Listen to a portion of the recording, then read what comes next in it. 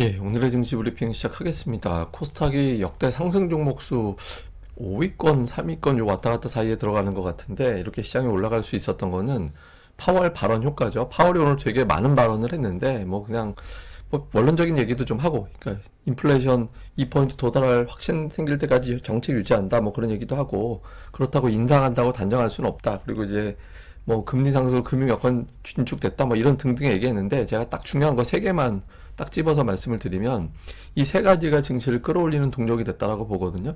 그러니까 금리 상승으로 금융 여건이 긴축됐다. 이게 무슨 얘기냐면 10년물 금리가 5%나 올라버려서 우리가 굳이 긴축 안 해도 그냥 시장이 인플레이션 잡을 정도의 어떤 상황이 되어버렸어. 은행들이 알아서 금리를 올려버렸어.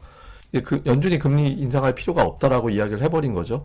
그 다음에 또 하나는 경기 침체에 대해서는 예상하고 있지 않다. 이렇게 얘기를 했거든요. 그러니까 시장의 하나의 어떤 공포감 중에 하나가 경기 침체되는 걸 얘기하는 거잖아요. 근데 연준 쪽에서는 경기 침체를 예상하고 있지 않다. 이건 말 바꾸면 뭐냐면 경기 침체 될지 경우로 우리가 방치하지는 않을 거야. 또 이렇게 해석이 되는 거거든요. 그다음에 이제 마지막으로 지난 여름에 인플레이션 수치가 상당히 양호했다라고 평가했다. 이게 별거 아닌 것 같은데 한 2주 전에 이거 똑같은 얘기 했었거든요. 근데 이전엔 이렇게 얘기하면서 뒤에 뭐라고 덧붙였냐면 그렇지만 여전히 인플레이션 압박은 강해. 이렇게 뒤에 한마디를 더 붙였는데 이번에 그 얘기가 없었어요. 그러다 보니까 다음 결정은 지표 보고 판단하겠다라고 얘기를 했는데 지금 이 발언 봐서는 그 보겠다라고 한 지표가 양호해졌구나. 아, 금리 인상이 끝났구나. 그러니까 투자자들이 그냥 그렇게 생각을 한 거예요. 뭐 파월의 의도는 우리가 알 수는 없지만 주로 그런 쪽으로 생각을 했고, 그러다 보니까 제가 어저께 이제 파월 징크스가 있는데 이게 깨지게 되면, 이게 파월은 다른 의장하고 달리 브리핑 할 때마다 시장이 이렇게 떨어졌다. 근데 오늘 같은 경우는 거꾸로 반대로 올라가 버렸잖아요. 그래서 근데 이게 만약에 반대의 결과가 나오게 되면 FMC 연준의 영향력은 피크를 치고 사실상 상당히 줄어드는 단계로 이제 넘어간 걸로 해석해도 된다라고 말씀을 드렸죠. 그러니까 지금 오늘 투자자들은 그 단계가 됐구나 이렇게 본 게 있고요.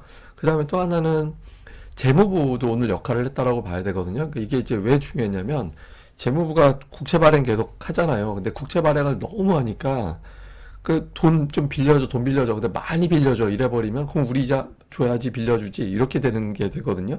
근데 지금 국채 발행을 속도를 조절하겠다라는 거는 우리가 많이 빌려줘 해서 조금 덜 빌려줘도 돼. 그러면 이게 금리가 내려가는 효과가 있거든요. 그리고 특히 장기 국채 발행이 좀 많이 돼서 그것 때문에 10년물 막 30년물 이런 게 올라갔었는데 이것도 속도 조절하겠다고 하니까 금리가 피크를 치겠구나. 겹치면서. 그래서 오늘 금리가 막 4.72%까지 뚝 떨어진 거잖아. 이것도 상당히 중요한 재료가 됐고.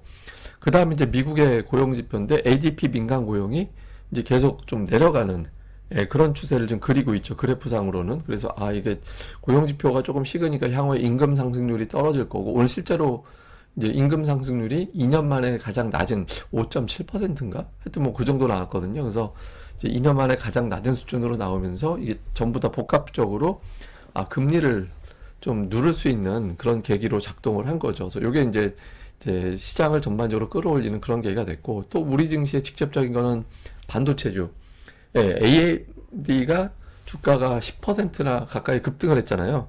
AI 칩 관련해서 매출이 뭐 얼마 나올 거야, 뭐 이런 식으로 평가가 되면서 주가가 올라갔고, 이것도 엔비디아도 올라가고, AI 모멘텀이 있구나, 이 관련된 매출이 계속해서 기대를 해볼 만 하겠구나라고 평가가 되면서 하이닉스 올라가고, 또 HBM 관련된 종목군들이 이제 급등을 하고, 그러니까 이런 구도가 됐죠. 그래서 제가 어저께부터, 지난주부터 계속 말씀드린 게 시가총액 2, 3위가 뒤집힐 수 있다. 오늘 장 초반에 2위하고 3위하고 잠깐 뒤집혔었잖아요. 근데 지금은 한 4천억 정도로 줄었는데, 어쨌든 이게 이제 두 개가 뭐 그러면서도 좋은 시나리오, 하이닉스가 올라가고 LG에너지 솔루션도 양호하게 가는 시나리오가 제일 베스트.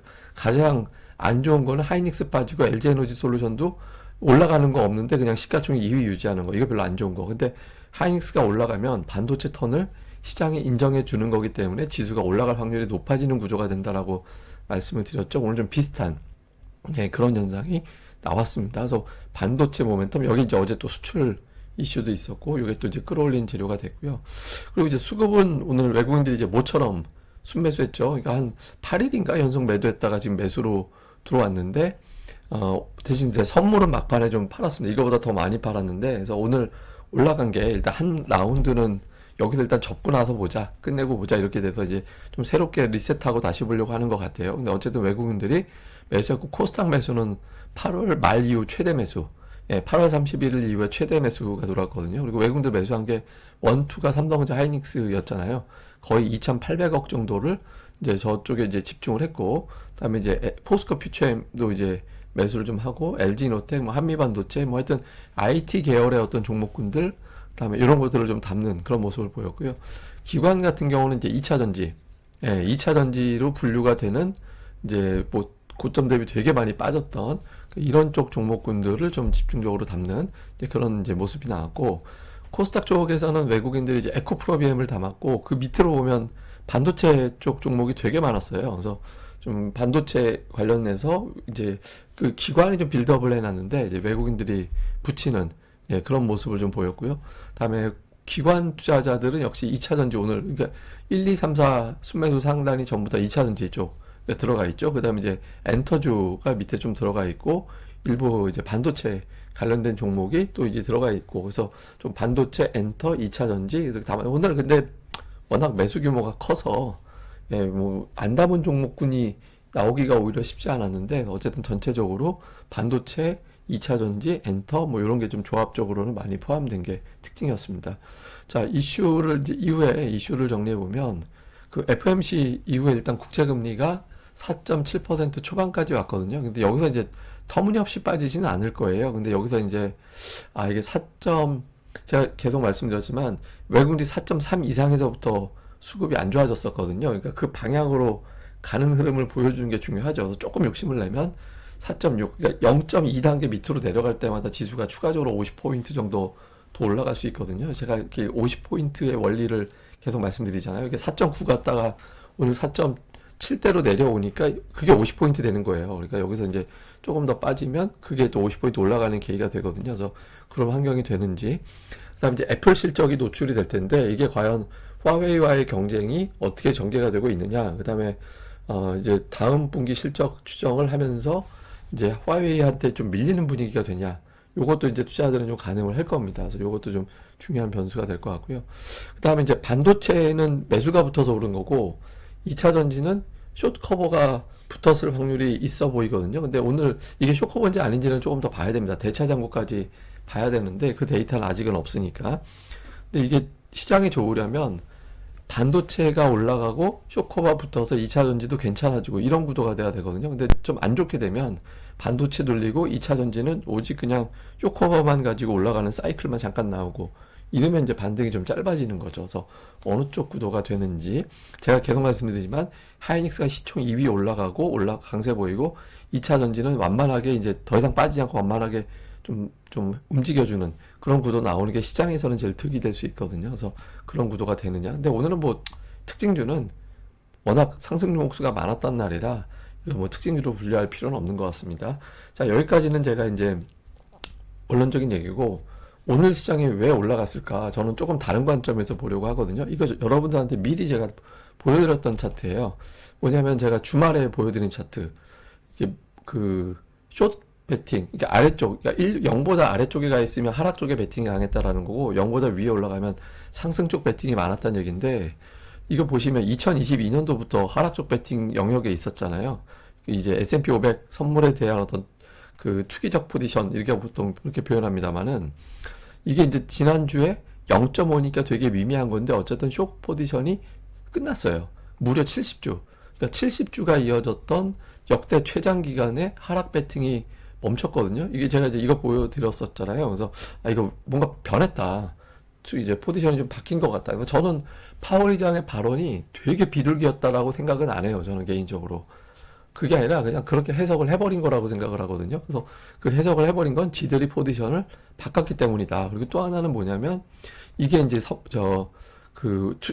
저기 헤지펀드들의 이제 미국 주식에 대한 어떤 베팅 뭐 이렇게 생각하면 되거든요. 근데 이게 까만색 선이 20일치, 다음에 이제 최근 20일, 그 다음에 요 옅은 파란색이 최근 5일인데 그동안 이제 20일 동안 매도했던 게 5일 동안 매수로 바뀌었다는 얘기는 뭐냐면 쭉 매도하다 최근 들어서 미리 매수로 바뀌어 있었다라는 거예요. 그럼 왜 바뀌었을까?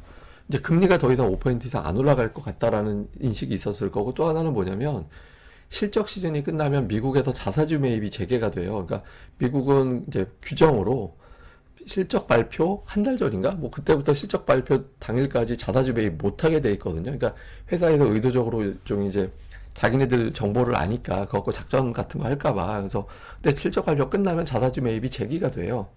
예, 그러니까 이제 좀 수급이 좀 나아질 수 있는 계기가 되는 거죠. 그래서 어느 정도 이게 그렇다고 추세가 바뀌었다라는 게 아니라 아, 기술적 반등 정도는 나오겠구나라고 이제 판단을 하고 뭐 그게 이제 기술적 반등 다음 단계가 있는지는 모르지만 어쨌든 그렇게 보고 이미 투기 세력들이 지난주부터 빌드업을 했고 오늘 파월 의장의 발언을 그냥 인돌기식 발언으로 해석을 해버리면서 올린 거다. 그래서 이건 그렇게 보이고요. 저는 이제 그리고 뭐 계속 말씀드리지만 이것도 제가 이제 주중에 말씀드린 개인들이 풋이 많다. 하락 쪽 배팅을 되게 많이 해놓은 것도 저것도 좀 주목해 볼 만한 변화라고 말씀을 드렸잖아요. 그러니까 개인들이 하락 배팅 한 데다가 지금 저기 뭡니까 신용 잔고도 피크 대비 20%나 줄었거든요. 그래서 좀 여건상으로는 반등할 조건이 됐었습니다. 근데 이제 여기서부터 연속성 가지려면 제가 늘 말씀드리지만 주포와 주도주, 예, 그러니까 주포 외국인들이 들어와 줘야 되고 전체 순매수가 지수 곱하기 억원, 그러니까 지금 한 2,300억 포인트 되니까